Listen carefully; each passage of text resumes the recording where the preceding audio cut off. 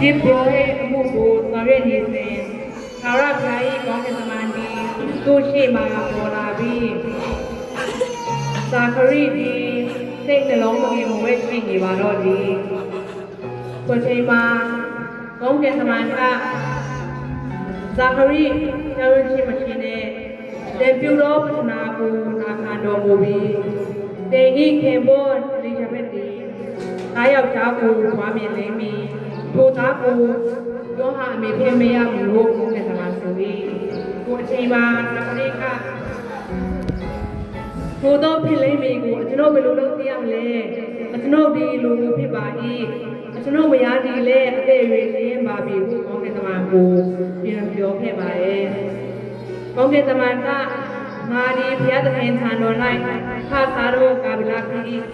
သင်ကိုနှုတ်ဆက်၍ဝမ်းမြောက်ဘုရားသခင်ကိုကြားပြောစီခြင်းကငါကိုဒီရတော်မူ၏သင်ဒီငါစကားကိုမယုံတော့ကြဒီအကြောင်းအရာမဖြစ်သေးနေတိုင်အောင်စကားပြောပေးနေလိမ့်မည်ငါစကားစီတွေကအချိန်ကာလျင်ပြည့်စုံလိမ့်မည်ဟုသူပြီးကောင်းကင်တမန်ဖြစ်သွားလေ၏ကိုအချိန်မှာဇာခရီဒီမိမတော်ထဲမှာအကြာကြီးပြီးတဲ့အကြောင်းကိုလူတွေသိတဲ့အခါမှာအလွန်အော်ကြပြီးသူထွက်လာတဲ့အခါစကားပြောနိုင်၍မိမတော်ချင်း၌ဗျာဒိတ်ယူပါရောကိုမြင်မြင်မှုထင်သိကြတယ်ဇာခရီဒီသူတို့အားမြင်တဲ့အခါမှာစကားပြောနိုင်ပြီးအကျက်ဘက်ကိုသာပြနေပါတယ်ခုနောက်ဘရိုကက်ဂျစ်ဘရိုဟေအမှုကိုဆောင်ရွက်ရသောအချိန်ကုန်သွားတဲ့အချိန်မှာဇာခရီဒီမိမိအိမ်ကိုပြင်သွားလေ၏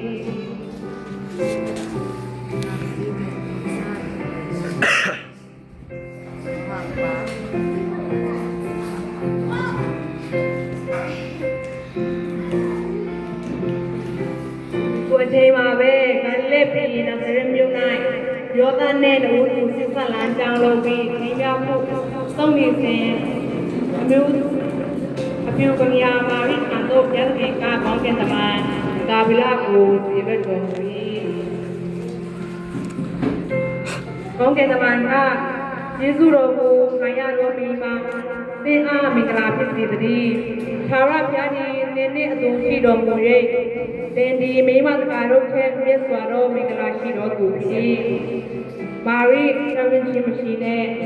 သင်ဒီဘုရားသခင်ရှိတော်မှာမျက်နာရပြီသင်ဒီပရိသေဆွဲယူ၍ငါးယောက်ျားကိုသွားမြင်လိမ့်မည်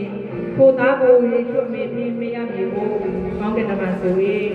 ကိုအချိန်မှာမာရိကအိုးဘယ်လိုလုပ်ပြပါလဲငါကဘေးရောက်သားနဲ့ဆက်ဆံပြပါဆိုပြီးကောင်းကင်တမန်ကိုပြင်ပြခဲ့ပါတယ်သို့တော်မာရိကကျွန်ုပ်ဒီသာရပြာ၏သွန်မဖြစ်ပါ၏ကိုရောဤစကားအတိုင်းကျွန်ုပ်၌ဖြစ်ပါစေဟုဝန်ခံလေ၏ထို့နောက်ကောင်းကင်တမန်ထွက်သွားလေ၏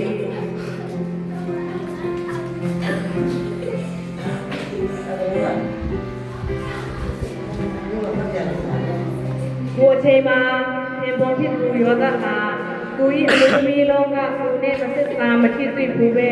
ကိုဝင်ဆောင်မသိတဲ့အချိန်မှာကိုချီရတဲ့အမျိုးသမီးနာမည်ပေးကြလေတော့သိသိစွာကားခဲ့လိုက်တယ်ကိုဆိုပြီးကြံစည်နေတဲ့အချိန်မှာအိမ်မက်ထဲမှာကောင်းကင်တမန်သူ့စီပေါ်လာခဲ့ပါတယ်ကောင်းကင်တမန်ကယောသတဲ့ဤအမျိုးသမီးကိုသုံးကြောက်ဖို့ရအတွက်ကိုရင်နဲ့ကိုဒီအရှင်တော်ဝိညာဉ်တော်အပြင်ပရိသေဆွေးယူရတာဖြစ်ပါတယ်။အားယောက်ျားကိုသွားမြင်လိုက်ပြီးကိုသားဒီမိမိလူတို့ကိုပြမကိစ္စမဲ့သူဖြစ်တော်ကြောင့်တေချုဟူသောအမိဖေးမရမည်ကိုကောင်းကင်တမန်ဆို၏ကောင်းကင်တမန်စကားပြောပြီးယောသအိယာမလူချိန်မှာသာရဖျား၏ကောင်းကင်တမန်မိတော်မူတဲ့အတိုင်းသူ၏အမှုသမီးမာရိကိုဆောင်ကြောက်ခဲ့ပါတယ်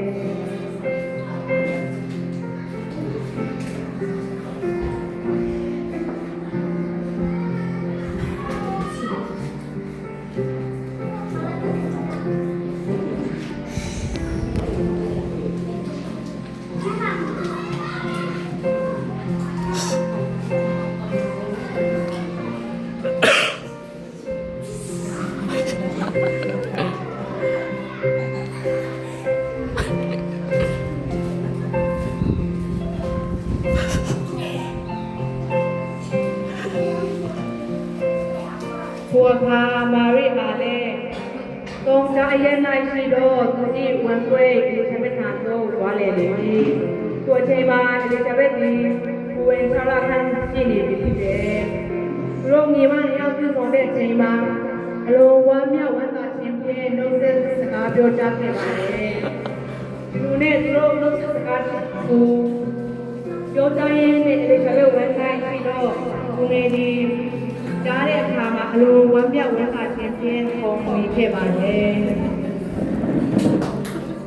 ခုနောက်မာရီကလည်းဘုရားရှင်ကိုစီဝိုင်းခဲ့ပါတယ်မာရီကလည်းကားစိတ်လုံးပြီးခါရဘုရားကိုချီးမွမ်း၏ငါကိုကယ်တင်တော်မူသောအရှင်ဘုရားသခင်ကိုအမည်ပြု၍ငါဝိညာဉ်သည်ဆလန်းခြင်းရှိ၏အကြောင်းမူကားမိမိသူမ၏နှိမ့်ချသောအဖြစ်ကိုကြည့်ရှုတော်မူပြီနောင်ကာလ၌ခတ်သိမ်းသောလူအစဉ်စစ်တို့သည်ငါကိုမင်္ဂလာရှိသောသူကို၍ခေါ်ကြလိမ့်မည်လေယုံတော်အားဖြင့်သူကိုပြတော်မူပြီမာနထောင်ကားသောသူတို့ကိုဝဲလွှဲစေတော်မူပြီဘယင်တို့ကိုရာသပလင်ပေါ်မှခြား၍နှိမ့်ချသောသူတို့ကိုရှင်းမြောက်တော်မူပြီဟုဆိုလေ၏ခုနောက်မာရိသည်လည်းအလီဇဘက်ထံမှာတော်လာခန့်နေပြီးမှမိမိအိမ်ကိုပြန်သွားလေ၏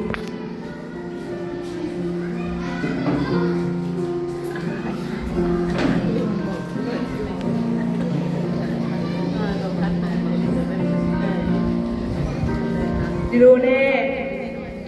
ကောင်းကင်သမားပြောတဲ့အတိုင်းယောသန်နဲ့မာရိတို့ဟာယောသန်ကမာရိကိုမြင်းနဲ့ခေါ်ဆောင်ကာသူရဲ့မြို့ကလည်းပြီးနာသရဲမြို့တိုင်းပြည့်တဲ့မြို့တို့ခေါင်းစင်းရဲ့ဝင်ရာကြွားကြပါတယ်သူတို့ကလည်းမြို့မှာရှိနေတဲ့ချိန်မှာမာရိကမွေးဖွားရန်ကျေလာစီလို့ကလေးမွေးခဲ့ပါတယ်ဒါပေမဲ့သူတို့မှာသင်္ဆရာနေရာမရှိတော့ကကလေးကိုနွားစခွက်ထဲမှာသိချာခဲ့ပါတယ်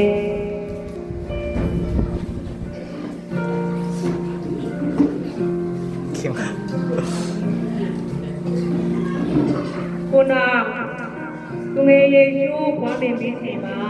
ပညာရှိတွေဟာအရှိဘေကနေတေကိုမြင်ပြီးနောက်ယေရုရှလင်မြို့၌ရှိသောေရုမင်းကြီးနန်းတော်သို့ရောက်လာကြပြီး